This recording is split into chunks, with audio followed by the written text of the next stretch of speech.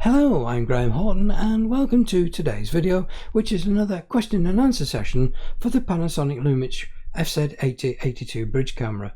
Now this is turning out to be one of the most popular cameras on the blog. The reason is, I guess, because of its price point and the fact that you've got the 1200mm effective focal length zoom with this camera. Doesn't give you the best image quality and you need to know how to use it to enable you to get some decent results from the camera, but it has seemed to capture the heart and minds of a lot of people, and I do get quite a lot of questions regarding this camera, and hence the reason for the question and answer session today.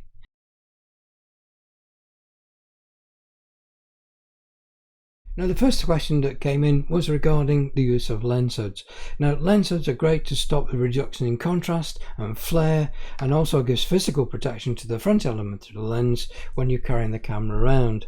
Now because of this 20mm effective focal length, it's got quite a wide angle of view, you do need to use a wide angle lens hood. This is one that I found on Amazon. It's a 55mm and it's called a wide angle. I'll put a link to this in the video description below. You can actually check it out.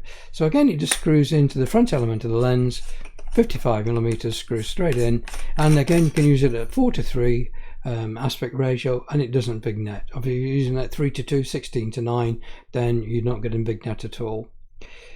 If you wanted to use a lens hood with the telephoto setting, again I do recommend that if you're shooting long telephoto, to stop sunlight streaming in here and reducing contrast because the reflections from the coatings in the lens, then it's better to use a lens hood. Now there isn't a lens hood available in 55mm to give you that effect, but if you can get a 77mm tele lens hood, and I'll put a link to this one in the video description below, you can actually screw this into the end of that 55mm, and now you've got a lens hood which will accommodate from 60mm all the way up to 1200mm and give you great shading for telephoto shots.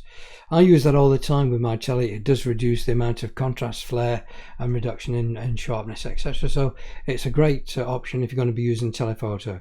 Obviously if you want to go back to the wide angle lens, you've got to take off the telephoto bit of the lens hood to enable you to use it at wide angle, but the question was about telephoto and that's the only option you've got. So that's lens hoods for the FZ8082 camera.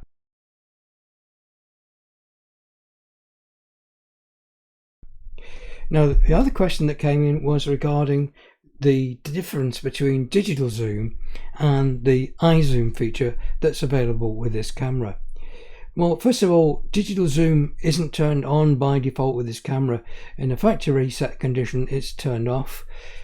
The only way you can enable it is to go into the setup menu, so that's the spanner icon, go all the way through to page 2 and find live view shooting, and you'll find that that is set to economy 30 frames per second. To enable digital zoom, you need to turn that into 30 frames per second. So it's in the setup menu. That's the spanner icon. In page 2, live view mode, change that from eco 30 frames per second to 30 frames per second. And now when you go to the record setup menu, you'll find you've got digital zoom enabled. Now if you're shooting a RAW plus JPEG format, you'll find that you don't get any of these options, such as the extended optical zoom, the iZoom or digital zoom, because they are JPEG only features. So if you want to use those features, you've got to turn off the RAW part of that and just shoot in JPEG. Now the difference between iZoom and digital zoom is one of two things. One, digital zoom you can go up to ×4, so effectively you can get a ×4800 effective focal length lens. You're obviously going to suffer some image degradation because the camera is actually cropping into the image to give you the same effective focal length as 4800mm, so you will see a lot more noise and you will see a bit of image degradation. iZoom, in contrast, limits that range to just ×2, so effective focal length of 2400mm.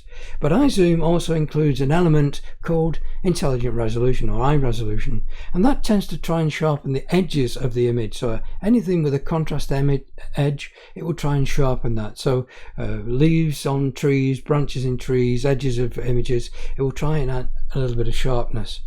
Now it can harm the image rather than improve it, so it's better if you can to use just ×2 digital zoom and then apply any further enhancements such as sharpening in post-process. Now if you like, you can also try reducing the noise reduction part of the PhotoStyle to -5. That has the effect of reducing some of the smearing that's applied by Panasonic to try and reduce the effect of JPEG compression.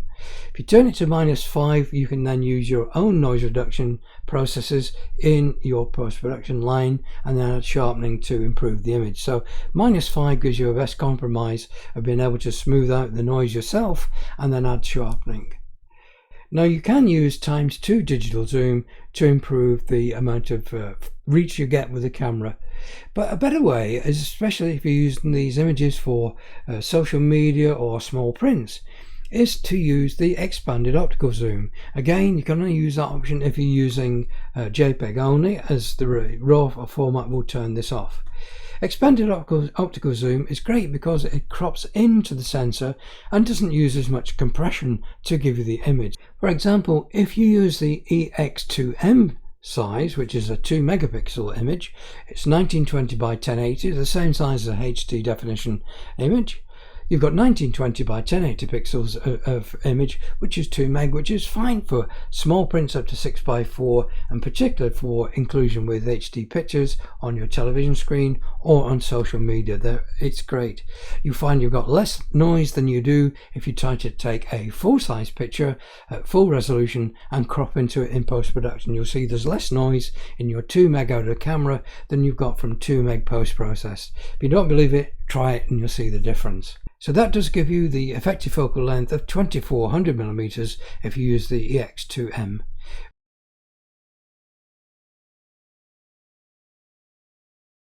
My next question was regarding the use of handheld night shot, particularly in low light. If you're using this camera in low light, you do know you get a lot of noise from this camera if you exceed sort of 400 ISO. If you're using the IA or IA Plus mode, handheld night shot will automatically switch in if you're in low light, and it produces a burst of 5 images and then stacks those to give you an image with lower noise. But if you want to use handheld night shot in any of the other modes such as P or A, then you can get this through the scene menu. And if you turn the camera mode dial to give you the scene menu, if you switch through to number 17, which is handheld night shot, you'll find that the camera will automatically give you 5 exposures and reduce the amount of noise by applying sort of a median stacking program to reduce the noise. On the screen now you can see an image shot at ISO 1600 with the camera. You see there's quite a bit of noise in this image, but again, using that handheld night shot, this was ISO 2000, it stacked 5 images together, and you can see there's much less noise because of that median image noise reduction. If you wanted to apply a little bit more sharpness, then you could in post-production and get an even better shot. So that's how you would enable handheld night shot for your A or P mode or M mode if you wanted to use it in that respect. You can't change any of the other parameters apart from exposure compensation if you want to brighten or darken the image, depending on how the metering circuit saw your picture. Now the final question was a plea for help from a viewer who thought he'd somehow damaged his camera, as he could only zoom from 20 to 60 when he used the zoom lever. Well, the answer to that is in the focus mode had been set to macro zoom away from AF or AF macro. If you do set macro zoom, it does limit the range you can zoom from 20 to 60 to give you that close macro zoom facility. So if you switch out of that mode to AF macro or AF mode, you'll find you've got the 20 to 1200 effective focal length lens again. So that's it for this short question and answer session. Hope you found that useful. And of course, if you are a new viewer, please do subscribe and click that bell notification icon, and you'll be advised when I upload new videos. Do check out my photographic blog, and there'll be a link to that in the video description below. And in particular, if you've got the FZ8082 camera, check out the dedicated page for that on that blog. So as usual, thanks very much for watching. Please do take care, and I hope to see you all very, very soon.